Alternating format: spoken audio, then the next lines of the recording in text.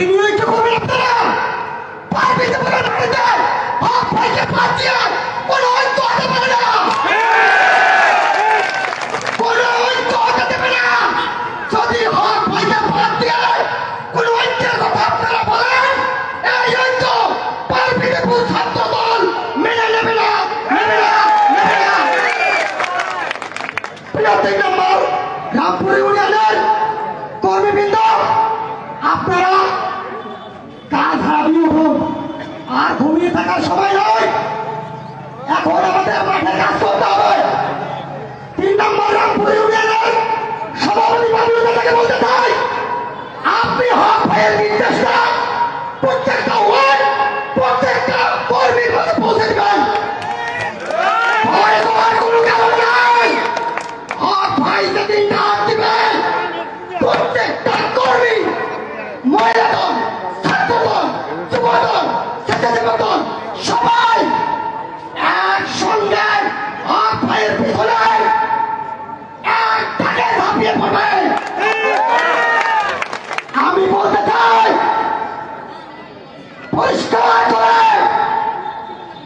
আপনারা যারা এখনো টাকার জন্য টাকার পিছনে ছুটছেন, সংগঠনে যখন আপনারা শপথ দিয়েছেন তখন কিন্তু শপথে বলেন নাই আপনারা আপনাদের দলীয় কমায় না মেনে টাকার পিছনে ছুটবেন।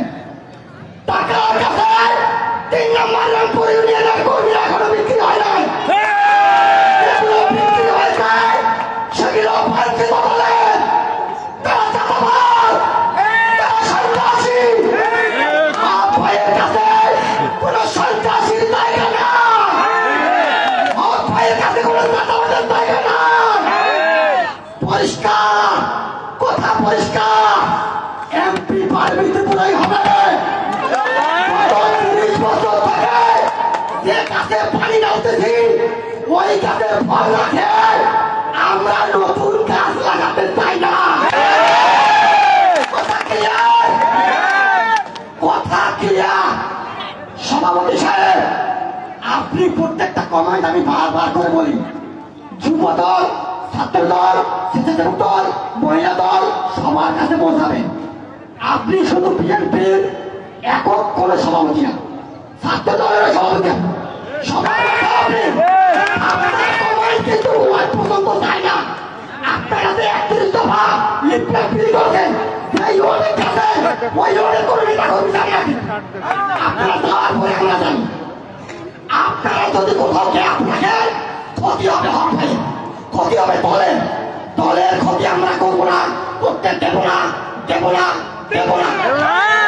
আপনারা যাদের প্রতিপক্ষ মনে করতেছেন সেটা কোনো প্রতিপক্ষই না।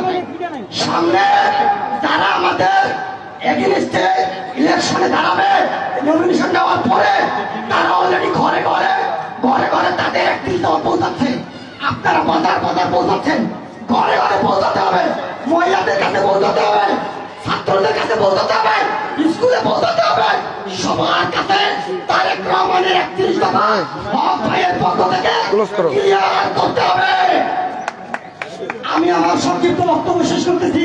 সামনে আরো অনেকে বক্তব্য দেওয়ার আছে, সবার কাছে দোয়া চাই হক ভাই যদি সুস্থ থাকে, আমরা তাকে নিয়ে লড়তেছি, তাকে যদি মহান আল্লাহ আমাদের নেতাকে সুস্থ রাখে, আমরা পারবিতে মাটিতে এমপি নিয়ে আসবো ইনশাআল্লাহ। ভালো থাকবেন, জিন্দাবাদ।